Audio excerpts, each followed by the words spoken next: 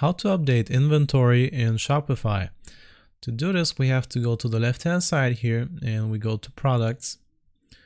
And from here, from the drop-down, I want to go to inventory. And now I can change the quantity of my my products. As you can see here, the available one says 200 and on hand also says 200.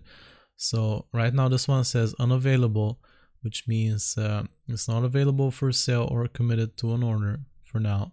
So we want to change that. We click on this 0 here in this down arrow. We click on that, and here we can update our inventory. This one is we can choose how many damaged ones we have, or which need quality control or safety stock. Let me just choose other for now. Just click on that one, add inventory, and now I can type in something like 12.